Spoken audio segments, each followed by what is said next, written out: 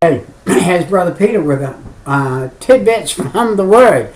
I got caught up here and the thing came up before I was ready for it. But anyway, I want to talk about 3 Hebrew children, 3 Jewish boys that were in the land of Babylon. They had been taken away in captivity when they were young, very young men. But they had not forgot the God of their fathers. And because there was a man named Daniel there with them, Daniel had enough sense to be the leader, to be the head guy.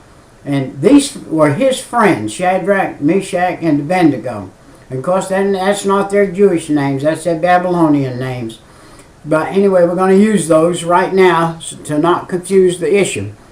Now, there was a king, his name was Nebuchadnezzar. Nebuchadnezzar listened to the people around him and let them sway him to do some things that he would not have done had he not been swayed by these people. Now we're going to see come into play here again the Chaldeans. All the way through, it seems like all the way through the children of Israel back in the Old Testament Bible days, the Chaldeans came against them for different things. But we're going to see a group of men that are not unlike a group of men that we have today in our own Washington area that would sway the president to do some things that would not be conducive to good, even good politics, let alone good for the people. And so Nebuchadnezzar, they made this golden calf, this golden image, not a calf, a golden image, that was about 12.5 feet wide and about 125 feet tall. And they took it in a valley where it could be seen from the mountainsides all the way around. You could see it, and you were to bow down and worship it when all of this music started playing. And what had come to him were the princes, that was the elite young men, the governors, that was the heads of states of different places around that in that area.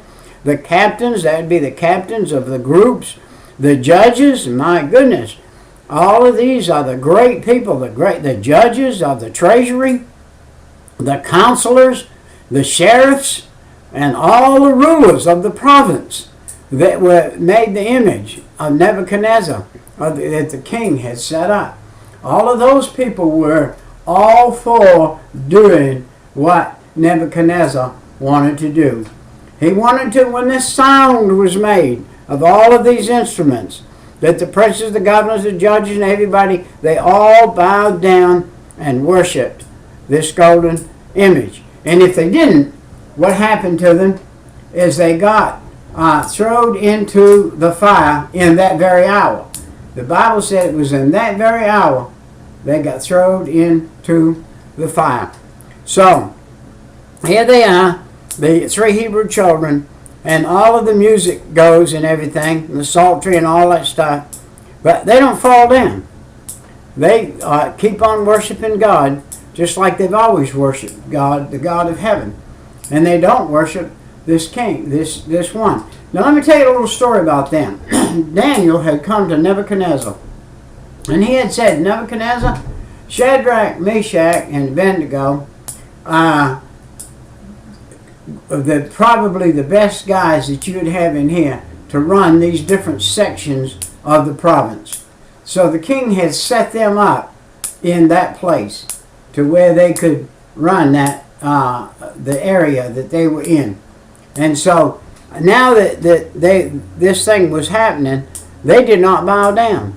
And the Chaldeans came to the king, and they said, "O king, you have some Jewish boys among you that will not. They are certain Jews." Now I'm here to tell you right now that Daniel did not bow down to that image. He just wasn't there. He wasn't around right there at that particular time. And many other Jews wouldn't have bowed down to it. But they weren't at that meeting at that time. And they weren't being accused, especially picked out by the Chaldeans. Now we have the groups of people in the White House today and in the world today that will pick out people. They pick out Christians and say these Christians are right-wingers. They are this, they are that. And people that have their own agenda. But let's get back in the book. So he said, O king, thou hast made a decree, the Chaldeans say to him. And the king said, yes, I did. And he said, whosoever falleth not down to worship should be cast into the midst of the fiery furnace. And the king said, that's right. And the guy said, there are certain Jews that have not set, and they're set over your affairs even, and they haven't bowed down, which I, Shadrach, Meshach, and Abednego. It said, these men, O king, have not regarded thee. They serve not the gods, nor worship the golden image which thou hast set up. Now here's three boys. It didn't bother them what the government said, what the king said, what the world said. God said, I am God. I'm the only true God, true living God. You worship me. You don't worship any other gods but me. And so they knew that. So they weren't worshiping any other god. Then Nebuchadnezzar, in his rage and fury, commanded to bring Shadrach, Meshach, and Abednego. And they brought these men before the king. And Nebuchadnezzar spake and said unto, is it true? Is it true, boys?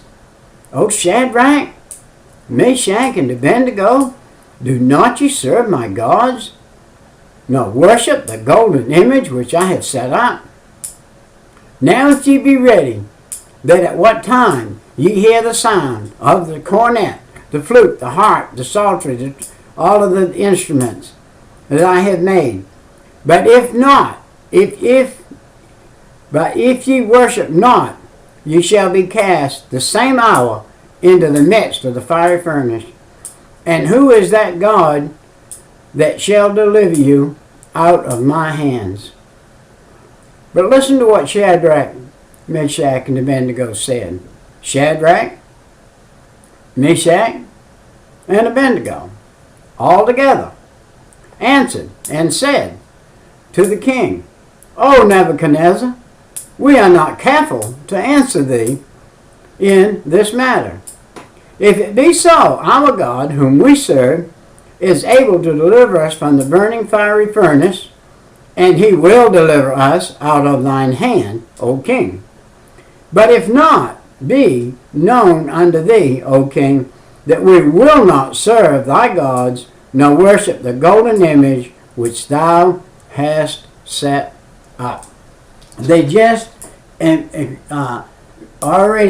right then said, we'll go to the furnace. Listen to what they say on a little bit further.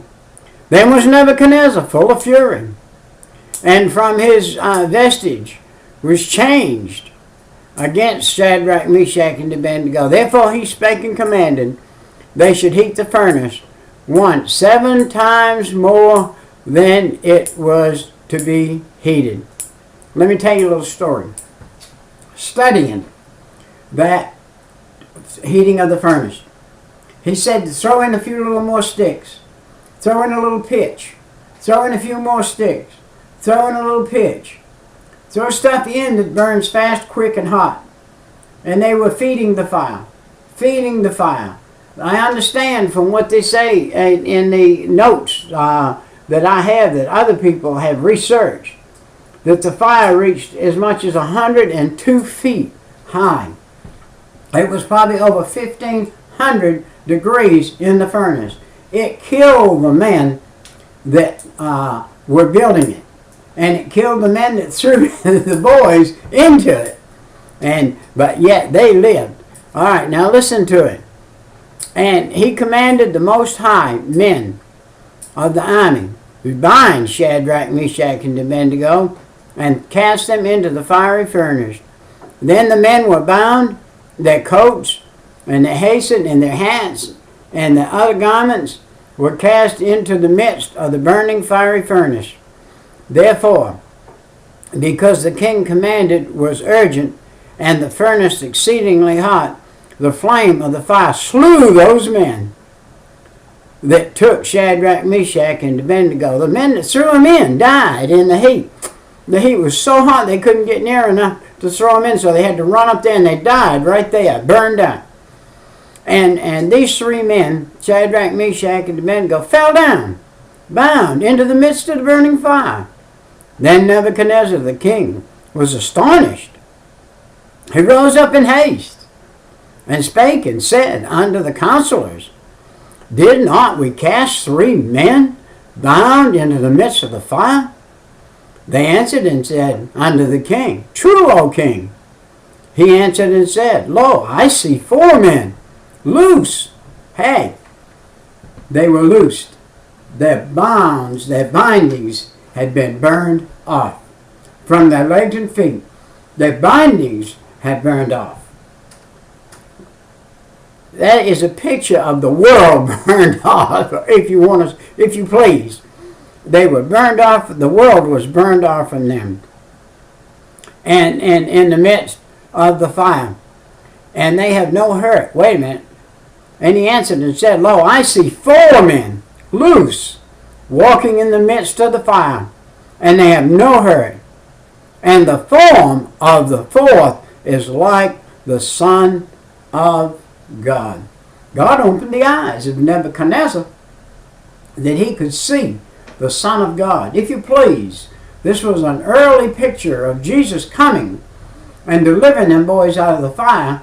He was the one that came as the messenger a lot of times in the Old Testament. You say, well, how did he come as a baby from the womb of a mother? Here, God had the way to make that happen more than one way. God worked this. It always has been the Father, the Son, and the Holy Spirit. When God said, let us make man in our own image, he was talking to the Holy Spirit and the Son. And they were all 3 in unity, and they were all 3 one, and they were all 3 there. And it's like an egg, a yolk, and a shell. The white, the yellow, and the shell. All one, it's an egg. It's all egg, yet it's 3 parts. All right, so here they come, the Son of God. All right, then Nebuchadnezzar came near the mouth of the burning fire furnace and spake, and said, Shadrach, Meshach, and Abednego, ye servants of the Most High God, come forth and come hither. Then Shadrach, Meshach, and Abednego came forth out of the midst of the fire, and the princes, the governors, the captains, and the kings, the counselors, being gathered together, saw these men, upon whose bodies the fire had no power, nor was a hair of their head singed, neither were their coats changed, nor the smell of fire had passed on them. Imagine that. The ropes had burned off so that they could be free, yet it didn't singe any of their clothes. They still had their coats, their hats.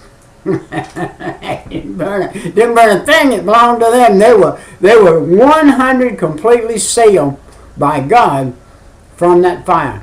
Then Nebuchadnezzar spake and said, Blessed be the God of Shadrach, Meshach, and Abednego, who has sent his angel and delivered his servant that trusted in him. Are they coming? He's looking for us. He's looking for us. I'm riding around. All right.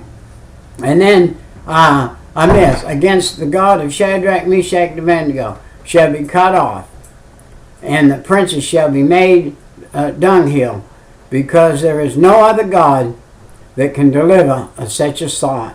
Then the king promoted Shadrach, Meshach, and Abednego to the provinces of Babylon. Listen, there is no group of men, no White House, no Washington, no nothing that can ever do away with God. They might take the Bible out of school. They might not allow you to pray at a ball game. They might not allow you to claim you're a Christian. They might not allow you all kinds of things. But they cannot put away the fact God is God, and he's always going to act as God. Well, this little excerpt is going to be gone. I'm going to do another one and finish this same story in a few minutes. And so we'll see you then. Right. Bye-bye.